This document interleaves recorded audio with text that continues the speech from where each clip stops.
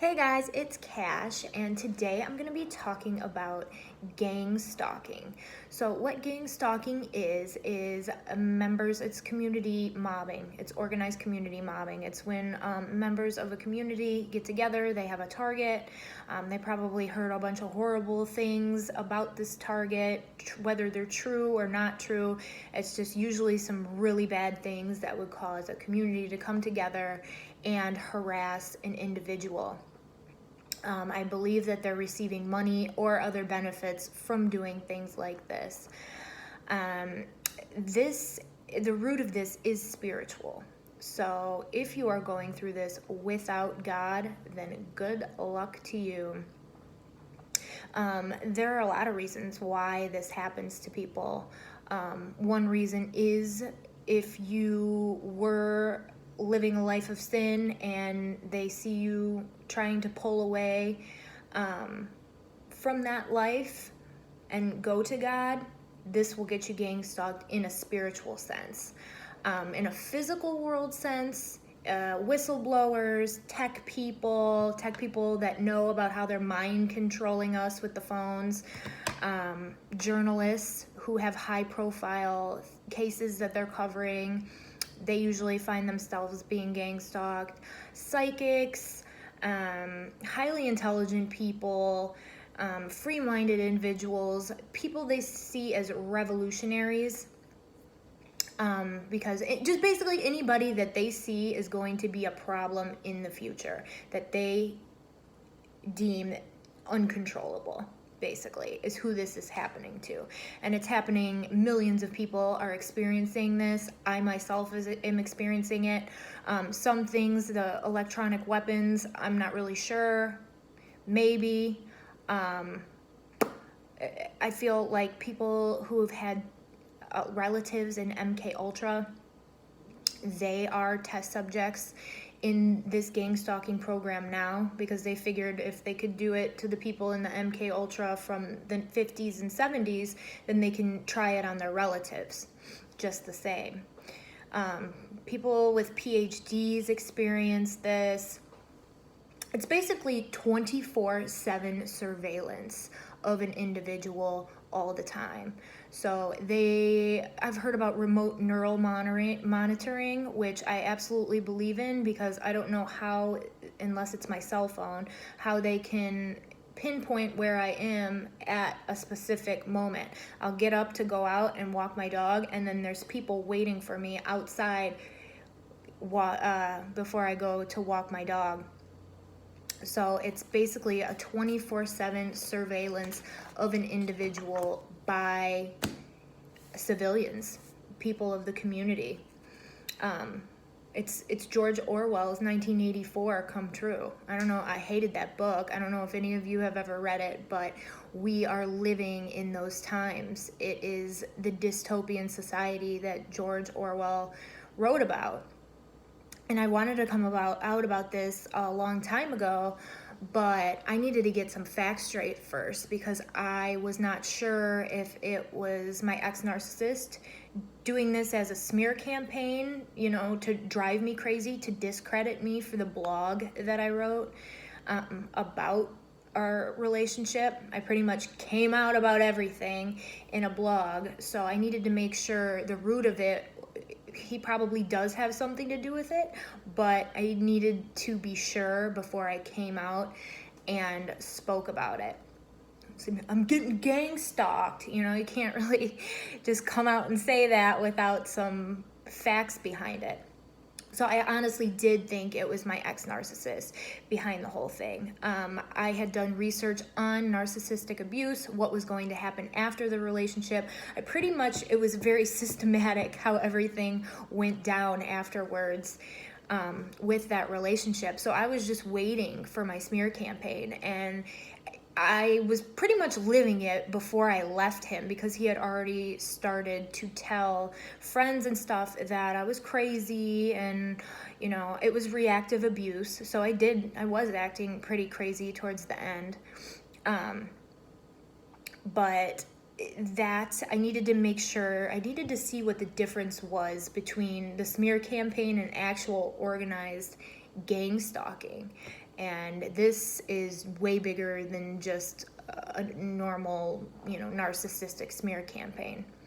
So when I first had my first experience after awakening and knew what was going on, weird things were happening. Like synchronicities, people were saying strange things to me. Like this person would mention Charles Bukowski, and then another person would mention it, and then another person.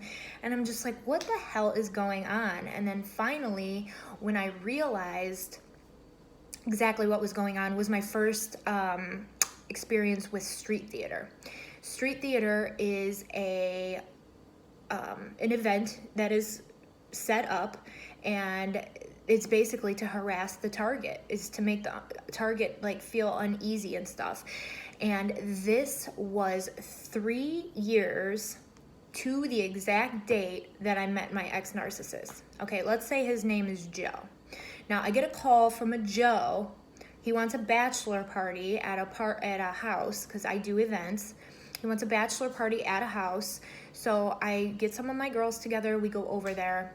It's just very strange that Joe is calling me exactly on the 3-day anniversary of the time I met my ex-narcissist. So already in the back of my head, I'm going in there thinking that this is super strange. And the whole time, the party, they were asking questions that normal parties just don't ask. The guy's fiance's name was my real name, Kristen. So it was just, and they were saying things to me that was mentioned in the blog, things that weren't mentioned in the blog that they shouldn't have known. And this was a very trauma-related situation for me. This was supposed to be a trigger for me, to go and probably call the narcissist or do something crazy, and act out, because I felt like it was a setup from the narcissist. But I actually kept my cool because I didn't know. I just wrote it off as it was really strange. But that was in fact my first encounter with street theater. So a month or so later, this stuff kept on happening, and I snapped. And I was like, you know what? Like, we've been broken up. Like, just leave me alone. I don't understand why you're still doing this to me. And I apologized to him for everything that I did. And I'm just like, it's been 2 years. I understand that you're upset about the blog, but this is like sadistic, psychotic stuff. Like, you need to just let it go. And the whole time I'm thinking it's him, but it really wasn't. Maybe he had a little bit to do with it, but it was much bigger than that. So there was just a lot of things that happened in this time that was making me think that he was behind all of this. So I was enraged, because he had moved on. I'm trying to move on with my life, and here I am getting bombarded with things that are reminding me of this person, and just making me every day have to deal with this, which I'm kind of thankful for, because it helped me to not run from it and deal with it. But at the same time, I'm like, this is very strange. I was just very confused. So another couple months go by. We're actually present time. New Year's Eve rolled around, and I was triggered by a picture I saw in my timeline of an event that happened. We filed restraining orders on each other. That triggered me. It made me very upset, because I felt like he did that on purpose. I was going to be harassed and stalked by people in the community, and then he filed a restraining order, because who's going to believe somebody that has a restraining order filed against them that they're actually being harassed and stalked? So it just kind of made me think, maybe it is him. And I just freaked out. I was like, this shill puppet, why is he still doing this to me? But what happened after that? So I kind of flipped into my alter ego. So if you watch my video on MK Ultra Mind Control Monarch, you'll understand what I'm talking about by flipping. So 3 days I was in this alter ego state and just on a tear. You know, I went out with a friend of mine for dinner. And this is, okay, so we went to a club, a nightclub, and then I went to the bathroom. I come out. There's a man waiting for me outside of the bathroom. And he asked me, what's your nationality? Are you Serbian? And right then, the club just like froze. And I was like, what just happened? And it all just clicked to me. Someone in New York had asked me if I was Serbian. Somebody, or Lebanese, somebody here is asking me if I'm Serbian. So that phrase, what are you, was supposed to flip me into something else if I was intoxicated. And I would go into that altered persona.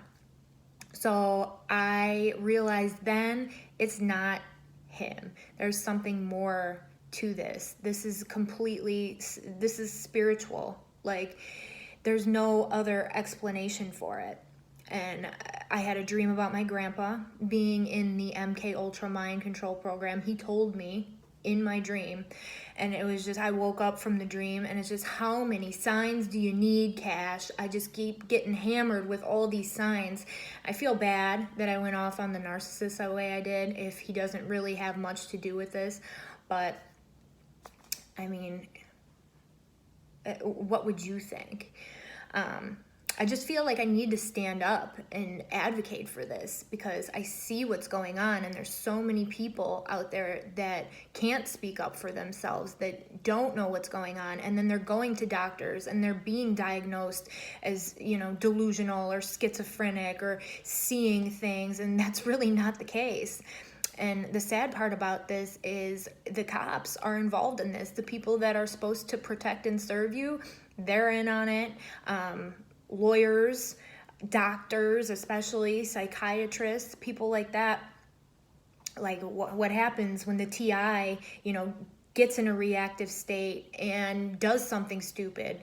They got to get a lawyer. Then the judge is going to tell them, go seek counsel. Doctor is going to misdiagnose them and put them on medication. This is really happening. This is like a huge money-making thing that's happening. So I feel like the reason for my targeting is because I am trying to get out of the industry, the adult industry that I'm in. I feel like my programming is wearing off.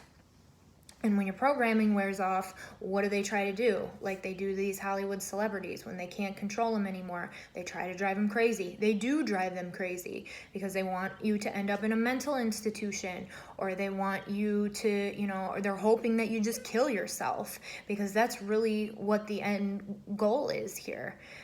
They use your past traumas and all the information that they've collected about you against you, and they hammer it with you every single day. And that's how I know that it's something much more than a narcissistic smear campaign. This is gang stalking, and it is spiritual as well as governmental. So I've been watching a lot of videos on Edward Snowden, the whistleblower, and it's just really insane, the state that our country is in. It's sickening, really, you know, that they attack citizens, innocent people like this. And that is why I feel like I have to stand up and, you know, voice what I'm going through, what I have gone through, because I've kept kind of a record of everything. So there it is. I hope that this makes sense. If you have any questions about gang stalking, please feel free to email me at teawithcash@gmail.com. I will try to get back to you within a week, and I appreciate it for listening. Peace and God bless.